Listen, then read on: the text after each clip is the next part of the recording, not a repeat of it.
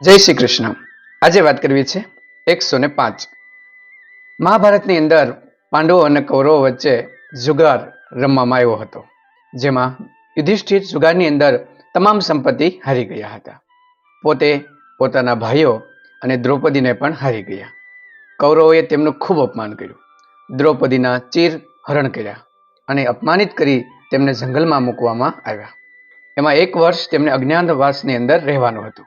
જો એની અંદર તે પકડાઈ જાય તો ફરી વખત જંગલમાં જવાનું હતું. પાંડવો અજ્ઞાતવાસની અંદર હતા.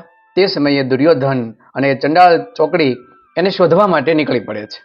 જંગલની અંદર એની એવી દાનત હતી કે જો પાંડવો પકડાઈ જાય તો ફરી વખત જંગલની અંદર જાય અને અમારું રાજ્ય માગી ન શકે.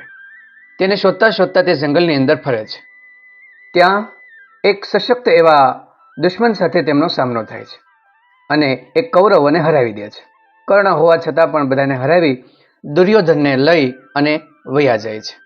આ બધું યુધિષ્ઠિરને ખબર પડે છે કે દુર્યોધનને પકડી અને તેમના દુશ્મનો તેમને લઈ ગયા છે. પોતે ધર્મરાજા હતા. તે પોતાના ભાઈ પ્રત્યે ખૂબ પ્રેમ હતો. તરત તેમને ભીમને કીધું, ભીમ, દુર્યોધને તેના દુશ્મનો ઉપાડી ગયા છે, તો તું જા એને છોડાવી અને લઈ આવ.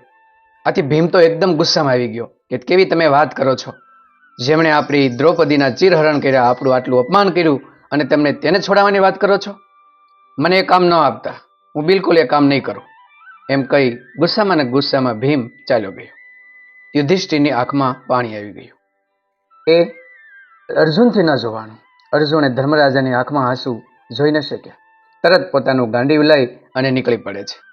પેલા અજ્ઞાતવાસની અંદર જ એમ જ એ નીકળે છે અને પેલા દુશ્મનોને હરાવી દે છે અને હરાવી અને દુર્યોધનને છોડાવી અને નીકળી જાય છે. દુર્યોધન છે એ પોતાના જે છાવણી હતી પોતાના ભાઈઓ સુધી પહોંચી જાય છે. અર્જુનને ખબર પણ નથી પડતી કે અર્જુને મને છોડાવ્યો છે અને અર્જુન ઘર પર આવી જાય છે. ત્યારે યુધિષ્ઠિર બધા પાંડવોને કહે છે કે આપણે ભલે અત્યારે જુદા હોય, ભલે અત્યારે વિખવાદ હોય, ભાઈઓની અંદર મનમેળ નથી, પરંતુ જ્યારે બહારનો દુશ્મન આપણા ભાઈ ઉપર હુમલો કરે ને ત્યારે આપણે 5 નથી, ત્યારે આપણે 105 છીએ. કૌરવો પાંડવો અલગ નથી, ત્યારે આપણે બધા ભાઈઓ એક છીએ. ભલે અત્યારે ભાઈઓની અંદર મનમેળ નથી, વિખવાદ છે અને આપણે જુદા રહીએ છીએ, પણ એનો મતલબ એ નથી કોઈ ત્રીજો આવીને આપણા ભાઈઓને બંદી બનાવી જાય અને એમને હેરાન કરી જાય. એટલા માટે આપણે બધા એક છીએ અને બહારના દુશ્મન માટે 105 મળીને આપણે કાર્ય કરીએ. ભલે એને આપણને ભાઈઓ તરીકે ન સ્વીકાર્યા હોય, પણ હું તો એમને ભાઈ તરીકે માનું છું. ભીમને પોતાની ભૂલ સમજાઈ ગઈ. એમને પોતાના મોટા ભાઈ એવા ધર્મરાજાની માફી માંગી અને ફરી વખત 5 પાંડવો એકબીજા સાથે હળી મળીને રહેવા લાગ્યા.